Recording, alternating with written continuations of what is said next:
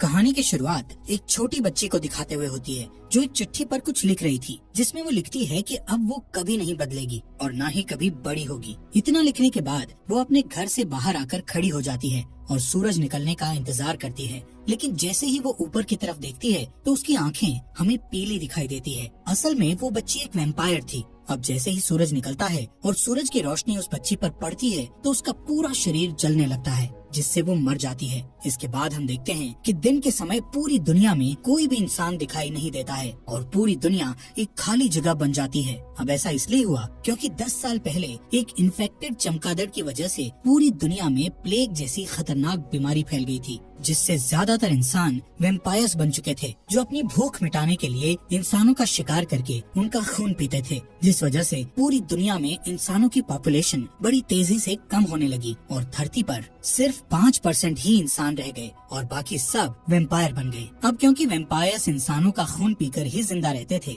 इसलिए इंसानों की पॉपुलेशन कम होने से वैम्पायर्स की भूख मिटाने के लिए इंसानी खून की कमी होने लगी थी। इसलिए वैम्पायर रिसर्चर्स वैम्पायर्स की पॉपुलेशन का पेट भरने के लिए इंसानी खून के जैसे ही खून बनाने में लगे हुए थे। वहीं कुछ अच्छे वैम्पायर्स भी थे जो इंसानों को बचाने के लिए लड़ाई लड़ रहे थे, क्योंकि वैम्पायर्स द्वारा इंसानों को पकड़कर लैब में अपनी खून की जरूरत पूरी करने के लिए पाला और मारा जा रहा था। यहाँ से सीन शिफ्ट होता है और हम रात का समय देखते हैं, जहाँ सड़कों पर फिर से लोग दिखने लगे थे। ये सभी वैम्पायर्स थे जो रात को ही बाहर निकलते थे। ये सारे वैम्पायर्स इंसानों की तरह ही जीते थे और रात होते ही अपने अपने काम पर चले जाते थे। यहाँ पर हम एक बूढ़े वैम्पायर को देखते हैं जो रास्ते से गुजर रहे कुछ वैम्पायर लोगों से ब्लड लेने के लिए उन पर अटैक करने की कोशिश कर रहा था, जिससे वो वैम्पायर्स उस बूढ़े वैम्पायर से डर रहे थे कि तभी वहाँ पुलिस आकर उसे बिजली के झटके देकर कंट्रोल करती है। वहीं हम डॉक्टर एडवर्ड डाल्टन को अपनी कार से अपने काम पर जाते हुए देखते हैं। डॉक्टर एडवर्ड ब्रॉमली मार्क्स नाम के एक वैम्पायर की कंपनी में काम करता था। ब्रॉमली की ये कंपनी दवा बनाने के साथ साथ वैम्पायर्स को ब्लड सप्लाई भी करती थी। एडवर्ड वहाँ सभी रिसर्चर्स का चीफ था। अब बिल्डिंग की सिक्योरिटी से गुजरने के बाद एडवर्ड एक रूम में जाता है, जहाँ इंसानों को पकड़कर मशीनों में जकड़ दिया जाता है और उनका खून निकालकर इस कंपनी के रिसर्चर उस खून पर एक्सपेरिमेंट करते हैं। असल में वो इंसानों के खून जैसा ही नकली खून बनाने की कोशिश कर रहे थे, जिससे वो उस नकली खून से वैम्पायर्स की भूख मिटा सकें, जिनमें उन रिसर्चर्स के साथ एडवर्ड भी शामिल था। असल में एडवर्ड भी एक वैम्पायर था, लेकिन उसे इंसानों को ऐसे मशीनों में कैद रखना बिल्कुल भी सही नहीं लगता था और वो अपने इस काम से बहुत दुखी था। इसलिए वो वैम्पायर होने के बावजूद भी इंसानों का खून नहीं पीता था और सिर्फ जानवरों का ही खून पीता था, वो भी कभी कभार। अब यहाँ से एडवर्ड अपनी लैब में जाकर ह्यूमन ब्लड के जैसा ही ब्लड बनाने की कोशिश करता है, लेकिन उसका ये टेस्ट फेल हो जाता है। इसके बाद वो इस कंपनी की मीटिंग में जाता है, जिसमें उसका बॉस यानी इस कंपनी का मालिक चार्ल्स ब्रॉमली, उसी की लैब में काम करने वाला उसका साथी क्रिस्टोफर, सिटी कमिश्नर और एक आर्मी ऑफिसर शामिल होते हैं। अब इस मीटिंग में उन्हें पता चलता है कि जिन वैम्पायर्स को खून नहीं मिल रहा वो एक खतरनाक क्रीचर में बदल रहे हैं, जिनको वो सबसाइडर कहते थे। इंसानी खून न मिलने की वजह से उनके कान लंबे और सर आगे से सिकुड़ गया था और इतना ही नहीं, उनमें सोचने की शक्ति भी कम हो रही थी। ये सबसाइडर्स खून के लिए वैम्पायर्स पर भी अटैक करने लगे थे। इसीलिए फिल्म की शुरुआत में वो बूढ़ा वैम्पायर खून न मिलने से इतना आक्रामक बन चुका था, क्योंकि वो सबसाइडर में बदल रहा था। अब क्योंकि धरती पर ह्यूमन पॉपुलेशन सिर्फ 5% ही बची थी, इसीलिए कंपनी का मालिक उनको कहता है कि हमें जल्द से जल्द इंसानी खून जैसा खून बनाना होगा, नहीं तो खून की कमी की वजह से बाकी वैम्पायर्स भी सबसाइडर बन जाएंगे। मीटिंग के बाद ब्रॉमली एडवर्ड को कुछ पर्सनल बात करने के लिए अपने ऑफिस में ले जाता है। वहाँ सर्व की गई कॉफी को ब्लड के साथ मिक्स देखकर एडवर्ड कॉफी पीने से मना कर देता है। इसके बाद ब्रॉमली उसे बताता है कि उसे कैंसर हुआ था, लेकिन वैम्पायर बन जाने के कारण वो ठीक हो गया। वो कहता है कि उसकी बेटी वैम्पायर नहीं बनना चाहती थी, इसलिए वो घर से भाग गई थी। ब्रॉमली एडवर्ड को कहता है कि मैं जानता हूँ तुम इंसानों को बचाना चाहते हो, इसलिए तुम्हें जल्द ही ह्यूमन ब्लड जैसा ब्लड बनाना होगा। इसके बाद एडवर्ड अपनी लैब में चला जाता है और अपने साथी क्रिस्टोफर के साथ ये सारी बातें डिस्कस करता है। क्रिस्टोफर उसे हिचकिचाते हुए बताता है कि एक बंदर पर टेस्ट कर रहा हूँ और इस टेस्ट को आगे बढ़ाने के लिए मुझे कुछ और टेस्ट करने होंगे, जिससे शायद हम ब्लड बना सकें। कुछ समय बाद रिसर्चर एक कैदी पर टेस्ट शुरू करते हैं। वहीं ब्रॉमली और कुछ ऑफिसर्स विंडो से इस टेस्ट को होता देख रहे थे। एडवर्ड उस इंसान के बॉडी में ब्लड का सब्स्टिट्यूट डालता है, जिससे पहले वो इंसान थोड़ा अच्छा महसूस करता है, लेकिन बाद में जब पूरा सब्स्टिट्यूट बॉडी में चला जाता है तो वो उल्टी करने लगता है और उसकी बॉडी चेंज होने लगती है और शरीर में छाले पड़ने लगते हैं। रिसर्चर उसे तुरंत पकड़ लेते हैं और एपिमोन नाम की दवा इंजेक्शन के जरिए उसकी बॉडी में डालते हैं, जिससे उसका हिलना बंद हो जाता है और बॉडी पहले जैसी हो जाती है। लेकिन इसके तुरंत बाद उसकी पूरी बॉडी एक्सप्लोड हो जाती है। उस रात एडवर्ड लैब से घर चला जाता है और रास्ते में अपनी कार में न्यूज देख रहा होता है, जिसमें ब्लड की रैशनिंग से होने वाले दंगों के बारे में बताया जाता है। यानी वैम्पायर लोग ब्लड कम दिए जाने की वजह से दंगा करने लगे थे। इसी बीच एडवर्ड के कान खुजलाने लगते हैं और वो आईने में अपने कानों को देखने लगता है जो लंबे और पॉइंटेड होने लगे थे। इस बीच ध्यान बटने की वजह से वो सामने आने वाली कार को नहीं देख पाता है, जिससे लास्ट मोमेंट में उसे कार घुमाकर रोकना पड़ता है। लेकिन वो दूसरी कार सड़क के किनारे लगे घेरे में टकरा जाती है। एडवर्ड हेल्प करने के लिए बाहर आता है, लेकिन उसके हाथ में एक तीर लगती है। तभी दूसरी कार से कुछ लोग बाहर आते हैं जो इंसान थे और उनकी लीडर ऑड्री बेनेट थी, जिसके पास एक क्रॉसबो नाम का हथियार था जो उसे वैम्पायर से प्रोटेक्ट करता था। उसी ने एडवर्ड पर तीर चलाया था। लेकिन अचानक वहाँ पुलिस कार की आवाज आती है। एडवर्ड उन इंसानों से कहता है कि वो लोग उससे न डरें, क्योंकि वो बस उनकी मदद करना चाहता था। फिर वो उन लोगों को अपनी कार में बैठने को कहता है। थोड़े हिचकिचाहट के बाद वो लोग मान जाते हैं। एडवर्ड अपनी कार का डे प्रोटेक्शन सिस्टम ऑन कर देता है, जिससे सारी विंडोज ब्लैक हो जाती है और जैसे ही पुलिस आती है वो अपने हाथ में लगा हुआ एरो निकाल लेता है। जब पुलिस वाला उससे इंसानों के बारे में पूछता है तो वो इंसानों की गलत डायरेक्शन बताकर कहता है कि वो लोग भाग गए हैं। कार में ऑड्री को एडवर्ड का आईडी बैज मिलता है, जिससे उसे एडवर्ड का पेशा और उसका डेट ऑफ बर्थ पता चलता है। जब पुलिस चली जाती है तो वो लोग कार से निकलते हैं और ऑड्री एडवर्ड को बर्थडे विश करती है। फिर वो सब चले जाते हैं। कुछ समय बाद एडवर्ड घर पहुंचता है और तभी सारे वैम्पायर्स के लिए एक अनाउंसमेंट होती है जो सनराइज के लिए वार्निंग देती है।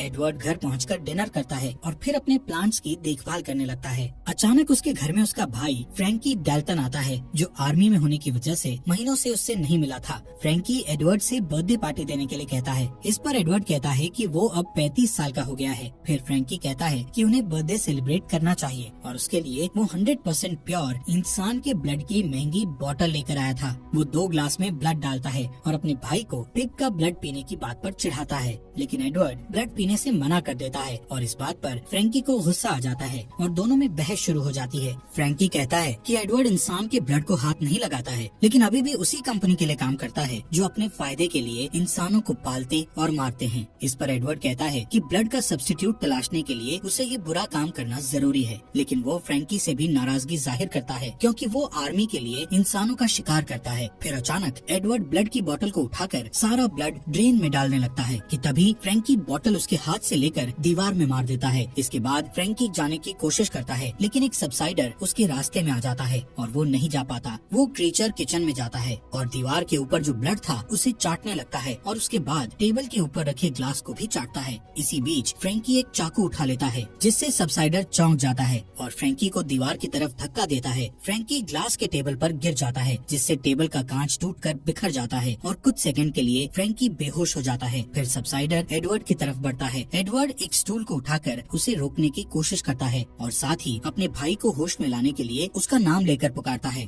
फ्रैंकी होश में आ जाता है और फिर चाकू को पकड़ता है। दोनों भाई सबसाइडर पर अटैक करने की कोशिश करते हैं, लेकिन वो जंप करके सीलिंग में लटक जाता है। इससे फ्रैंकी को चांस मिल जाता है और वो उसका सिर काट देता है। कुछ टाइम के बाद पुलिस मामले के बारे में जानने के लिए वहाँ पहुँचती है और कहती है कि अब सबसाइडर शहर में फैल चुके हैं। एक ऑफिसर को उस क्रीचर की एक रिंग मिलती है, जिससे एडवर्ड को पता चलता है कि वो एक लोकल माली था और उसे उसकी बॉडी में खुद के लगाए हुए जख्म भी मिलते हैं, जो खुद को खाने से हुए थे। अगले दिन सिक्योरिटी अलार्म बजने से एडवर्ड की नींद खुल जाती है और जब वो चेक करने के लिए लाइट ऑन करता है तो ऑड्री उसकी तरफ क्रॉसबो एम करके खड़ी दिखाई देती है। ऑड्री कहती है कि उसे ऐसे वैम्पायर की तलाश है जिस पर वो लोग भरोसा कर सकते हैं और इसके लिए उसे एडवर्ड बिल्कुल सही लगता है। वो उसे एक पेपर शीट देती है जिसमें एक मैप बना होता है। एडवर्ड मैप को देख ही रहा होता है कि अचानक एक आवाज आती है और एडवर्ड उस आवाज की तरफ मुड़कर देखता है और इस बीच ऑड्री चुपचाप चली जाती है। एडवर्ड जब उस आवाज को चेक करने जाता है तो पता चलता है कि आवाज फ्रैंकी की है।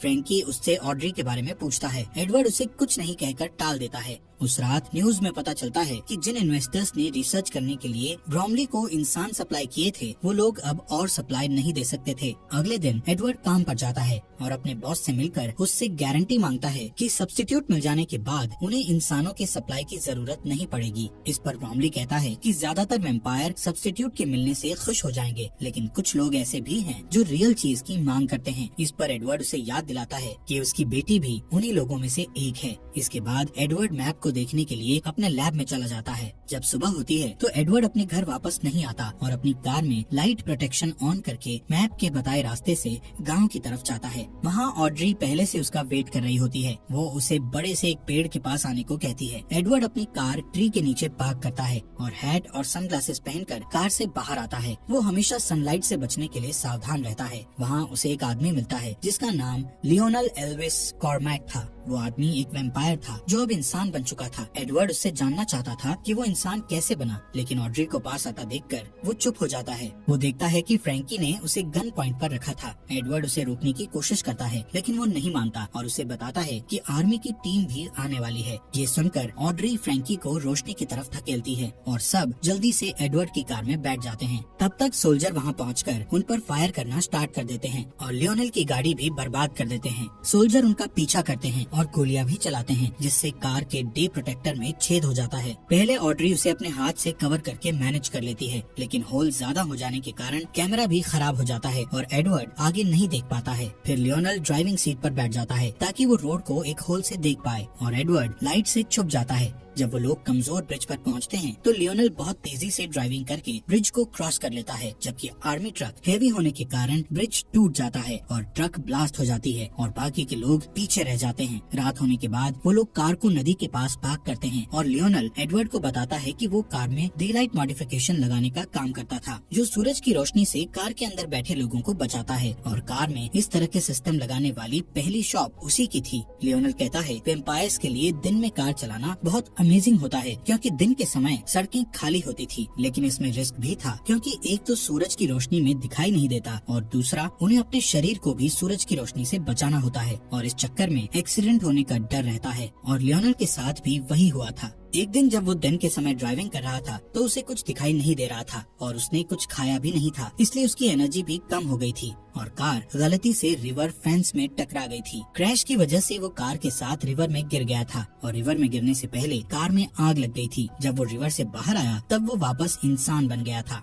उसकी बात पूरी होने पर ऑड्री एडवर्ड से कहती है कि वो भी सेफ्टी के साथ ऐसी ही सिचुएशन पैदा करे ताकि वो फिर से इंसान बन सके। दूसरी तरफ कंपनी में ब्रोमली अपनी बेटी की कुछ पिक्चर्स देख रहा होता है। तभी फ्रैंकी वहाँ आता है। ब्रोमली उसे कहता है कि अगर एडवर्ड तुरंत वापस आ जाए तो उस पर कोई केस नहीं लगेगा। इस पर फ्रैंकी कहता है कि ब्रोमली उससे जो कुछ भी करने को कहेगा वो करने को तैयार है। इस बीच एडवर्ड और उसके साथी इंसान कार में अपने घर जा रहे होते हैं। एडवर्ड बार बार ऑड्री की नेक को देखता है। ऑड्री ये नोटिस करती है और उसकी पॉइंटेड ईयर्स को देखती है तो समझ जाती है कि उसे खून की प्यास लगी है। फिर वो अपना हाथ काटकर उससे निकलने वाले ब्लड को एक कप में इकट्ठा करती है और उसे पीने को देती है। एडवर्ड पहले तो मना करता है, लेकिन जब ऑड्री उससे कहती है कि वो अपने आसपास के इंसानों को सेफ देखना चाहती है तो वो ब्लड पी लेता है। कुछ घंटों के बाद वो लोग एक पुराने अंगूर के बागीचे में पहुंचते हैं जिसे विनयार्ड कहा जाता है। वहाँ एडवर्ड की मुलाकात कुछ और लोगों से होती है, जिनका लीडर जार्विस नाम का आदमी होता है जो बचे हुए इंसानों को ढूंढने में उनकी हेल्प करता है। घर के अंदर जाने के बाद वो वेम्पायर पॉलिटिशियन वेस टर्नर से मिलता है जो ह्यूमन राइट्स के लिए लड़ता है और इंसानों की जान बचाने में हेल्प करता है। उधर कंपनी में ब्रोमली देखता है कि उसकी मशीन इंसानों से खाली हो चुकी है और अब वहाँ कोई इंसान नहीं बचा था। रिसर्चर एक ह्यूमन बॉडी को निकाल के लाते हैं जिसमें से पूरा ब्लड निकाला जा चुका था और अब वो किसी काम का नहीं रहा था। यहाँ सीन शिफ्ट होता है और मेट्रो स्टेशन पर एक कॉफी शॉप को दिखाया जाता है जहाँ एक आदमी शिकायत करता है कि उसकी कॉफी में ब्लड नहीं है। इस पर वहाँ काम करने वाली औरत कहती है कि उसे कॉफी में सिर्फ 5% ब्लड मिलाने का ऑर्डर है, लेकिन वो आदमी नहीं मानता और एक ब्लड बैग चुरा लेता है और जब वो उसे पीने के लिए खोलने की कोशिश करता है तो ब्लड चारों तरफ बिखर जाता है, जिससे आसपास जमा सभी लोग ब्लड पीने के लिए पागल हो जाते हैं और हंगामा करने लगते हैं। ये देखकर पुलिस वाले वहाँ आते हैं और उन्हें बिजली के झटके देते हैं। अगले दिन विनयार्ड में एडवर्ड एक टेस्ट करने के लिए लियोनल से कुछ ब्लड लेता है और उससे उस दिन के बारे में बात करता है जब वो इंसान बना था। एडवर्ड को लगता है कि सूरज की रोशनी से होने वाली जलन को कंट्रोल करने के लिए ब्लड के सब्स्टिट्यूट का टेस्ट बॉडी के अंदर ही किया जा सकता है। कुछ घंटे काम करने के बाद जब वो ब्रेक लेने के लिए लैब से बाहर जाता है तो ज्यादातर इंसान उससे दूर हो जाते हैं क्योंकि वो एक वैम्पायर था। फिर ऑड्री वहाँ आती है और उसे कहती है कि सबको उससे डर लगता है, लेकिन उसे विश्वास है कि वो उनकी हेल्प कर सकता है। एडवर्ड कहता है कि वो वैम्पायर नहीं बनना चाहता था, लेकिन फ्रैंकी ने उसे धोखे से वैम्पायर बना दिया था। फिर एडवर्ड नोटिस करता है कि वहाँ बड़े बड़े टैंक्स थे जिनमें अंगूर को खमीर करके शराब बनाई जाती थी। ऑड्री कहती है कि वो सारे टैंक्स एयर टाइट हैं। फिर वो दोनों उसे देखने के लिए उसके नीचे जाते हैं। टैंक में एयर निकालने वाली मशीन लगी थी जो टैंक के अंदर की हवा को तेजी से बाहर निकाल रही थी। ये देखकर एडवर्ड को लगता है कि वो लोग उसका इस्तेमाल आग बुझाने के लिए कर सकते थे। फिर वो लोग अपने एक्सपेरिमेंट पर काम करना शुरू करते हैं। इस बीच आधी रात को जार्विस का ग्रुप बचे हुए इंसानों को विनयार्ड लेकर जा रहा होता है, जिसमें ब्रोमली की बेटी एलिसन भी थी। तभी उसकी कार के टायर पर कोई शूट करता है, जिससे कार को रोकना पड़ता है। वो लोग अपना हथियार लेकर कार से बाहर निकलते हैं, लेकिन आर्मी उन्हें चारों तरफ से घेर लेती है और थोड़ी देर तक फाइट करने के बाद सारे इंसान हार जाते हैं। एलिसन विनयार्ड से कांटेक्ट करने की कोशिश करती है, लेकिन थकान से बेहोश हो जाती है। फ्रैंकी उसके हाथ से वॉकी टॉकी ले लेता है और लोकेशन का पता लगाने के लिए उस कॉल को ट्रैक करता है। उधर विनयार्ड में सारे इंसान अपना अपना सामान इकट्ठा करके अपनी कार में बैठ रहे होते हैं और सुरक्षित जगह जाने के लिए टर्नर को फॉलो करते हैं, लेकिन एडवर्ड वहीं रहना चाहता था क्योंकि उसे एक्सपेरिमेंट करना था। लियोनल और ऑड्री भी उसकी हेल्प करने के लिए रुक जाते हैं। इधर एलिसन को जब होश आता है तो वो खुद को अपने फादर के ऑफिस में पाती है और जब उसका फादर ब्रोमली आता है तो वो एक चाकू उठा लेती है। एलिसन अपने पिता से अपने दोस्तों को छोड़ देने के लिए कहती है। ब्रोमली कहता है कि वो उसे देखकर खुश है और उसे गले लगा लेता है। फिर कहता है कि वो उसके दोस्तों के लिए कुछ नहीं कर सकता है। इस पर एलिसन उसे धकेल देती है और डोर की तरफ भागती है, लेकिन एक सोल्जर उसे हिट करता है और वो बेहोश हो जाती है। ब्रोमली को रियलाइज होता है कि उसकी बेटी ने उसे चाकू मार दिया है। अगले दिन विनयार्ड में एक्सपेरिमेंट स्टार्ट होने वाला होता है। ऑड्री मॉनिटर्स को देखने का जिम्मा लेती है और लियोनल टैंक के नीचे एडवर्ड के साथ रहता है। एडवर्ड के चेस्ट में एक हार्ट मॉनिटर अटैच किया जाता है और उसे एक वेट ब्लैंकेट से कवर किया जाता है। प्रोसेस बहुत सिंपल होता है। वो लोग टैंक को ओपन करते हैं जिससे सनलाइट अंदर आती है और एडवर्ड चलने लगता है और उसके बाद वो लोग एयर एक्सट्रैक्टर यानी हवा निकालने वाली मशीन को यूज करके आग को बुझा देते हैं। पहले 2 बार में उनकी कोशिश फेल हो जाती है, लेकिन तीसरी बार में वो लोग एडवर्ड को लंबे समय तक जलने देते हैं और इस बार उनका टेस्ट कामयाब हो जाता है और एडवर्ड इंसान बन जाता है। वो लोग बहुत खुश होते हैं, लेकिन तभी आर्मी आ जाती है और वो लोग बचने के लिए शराब के बैरल में छुप जाते हैं। दूसरी तरफ कंपनी में फ्रैंकी ब्रोमली के पास जाता है जिसका इलाज चल रहा था। ब्रोमली फ्रैंकी से अपनी बेटी के लिए कुछ करने को कहता है और फ्रैंकी एलिसन को देखने के लिए चला जाता है। एलिसन अभी भी वैम्पायर नहीं बनना चाहती थी, लेकिन फ्रैंकी उसे अपने दांतों से काट लेता है ताकि वो वैम्पायर बन जाए। इधर विनयार्ड में तीनों इंसान अपने छुपने की जगह से निकलते हैं। एडवर्ड बाहर जाता है और पहली बार सनलाइट जब उसकी स्किन को टच करती है तो उसे बहुत अच्छा लगता है। लियोनल अपनी पुरानी कार निकालता है। इस बीच कंपनी में ब्रोमली अपनी खाली मशीन को देखने के बाद अपनी बेटी से मिलने जाता है। एलिसन को पीने के लिए ब्लड दिया जाता है, लेकिन वो ब्लड नहीं पीती। ब्रोमली उसके पास जाता है और देखता है कि वो खुद को अपने दांतों से काट रही थी, जिससे वो इन्फेक्टेड हो गई थी। फिर वो अपने फादर पर अटैक करती है और सारी चीजों के लिए उसे ब्लेम करती है। तब एलिसन को वहाँ से हटा दिया जाता है और हर जगह सैनिक कानून लागू कर दिया जाता है, जिसके बाद वो लोग सड़कों पर सबसाइडर से फ्रीली लड़ सकते थे। इस दौरान ऑड्री, एडवर्ड और लियोनल टर्नर के कैबिन में आते हैं, जहां वो देखते हैं कि सारे इंसान मर चुके हैं। ऑड्री को लगता है कि अब कोई उम्मीद नहीं बची, लेकिन एडवर्ड कहता है कि वो किसी को जानता है जो उनकी मदद कर सकता है। इस बीच क्रिस्टोफर को लैब में दिखाया जाता है, जो अभी भी एक्सपेरिमेंट कर रहा था। उधर आर्मी सबसाइडर्स को घसीटकर सनलाइट में मरने के लिए लेकर जा रही होती है और एलिसन भी उनमें से एक होती है। उसे मरता देखकर फ्रैंकी को अपनी गलती का एहसास होता है। उस रात क्रिस्टोफर अपने घर आता है तो एडवर्ड, ऑड्री और लियोनल को अपने लिए वेट करते हुए देखता है। एडवर्ड उससे कहता है कि उसके पास एक सोल्यूशन है जो सब्स्टिट्यूट से बेटर है और उसे हेल्प करने के लिए कहता है। उनकी बातचीत फोन रिंग होने की वजह से रुक जाती है। क्रिस्टोफर कॉल रिसीव करने के लिए चला जाता है। जब उसे आने में लेट हो जाता है तो सबको शक होता है और ऑड्री चेक करने उसके पीछे जाती है। एडवर्ड और लियोनल उसके कोट को चेक करते हैं। यहाँ पता चलता है कि क्रिस्टोफर ने अपना फोन शुरुआत से कंपनी के साथ कॉल पर रखा हुआ था और कंपनी के सभी लोग जान गए थे कि एडवर्ड और उसके साथी कहाँ हैं।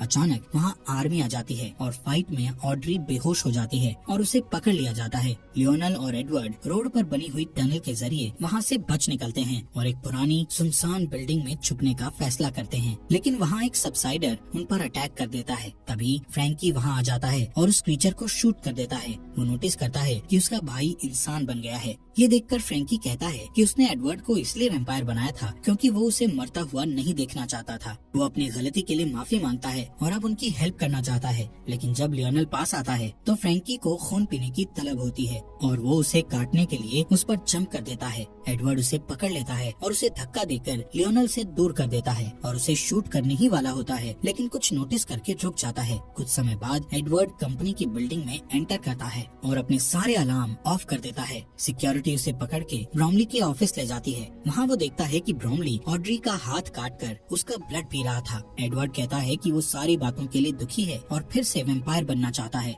उसकी बात सुनकर ऑड्री को लगता है कि एडवर्ड उसे धोखा दे रहा है और वो अपसेट हो जाती है, पर ब्रोमली कहता है कि अब उसे सब्स्टिट्यूट मिल गया है और इसलिए उसे एडवर्ड की जरूरत नहीं है और वो उसे बुज़दिल कहता है। इस पर एडवर्ड ब्रोमली से कहता है कि वो भी एक बुज़दिल है जो अपनी खुद की बेटी को वैम्पायर में नहीं बदल पाया। इस बात से ब्रोमली को गुस्सा आ जाता है और वो एडवर्ड को काट लेता है, लेकिन एडवर्ड कोई रिएक्शन नहीं देता क्योंकि ये एडवर्ड का प्लान था। अब ब्रोमली इंसान में बदलने लगता है। फिर एडवर्ड को याद आता है कि फ्रैंकी भी ऐसे ही ह्यूमन में बदल गया था। इससे पता चलता है कि जो वैम्पायर ठीक होकर ह्यूमन बन चुके थे उनका ब्लड ही सोल्यूशन बन गया था। इतने में ब्रोमली अलार्म प्रेस करके सिक्योरिटी को बुलाता है। तभी आर्मी ट्रक वहाँ पहुँच जाती है। सोल्जर अपनी गाड़ियों से बाहर आते हैं और डोर ओपन करके देखते हैं कि ब्रोमली चेयर में बंधा हुआ है। सारे वैम्पायर पागल हो जाते हैं और उसका खून पीकर अपना पेट भरने लगते हैं। इस दौरान ऑड्री और एडवर्ड कुछ हथियार लेकर नीचे आते हैं और बिल्डिंग से निकलने ही वाले होते हैं, लेकिन बहुत सारे सोल्जर आकर उनका रास्ता रोक देते हैं। इतने में एक कार ग्लास डोर को तोड़ते हुए अंदर आती है, जिसमें लियोनल और फ्रैंकी बैठे होते हैं। वो सोल्जर्स को हिट करते हुए एडवर्ड तक पहुंच जाते हैं ताकि उसे बचा सकें,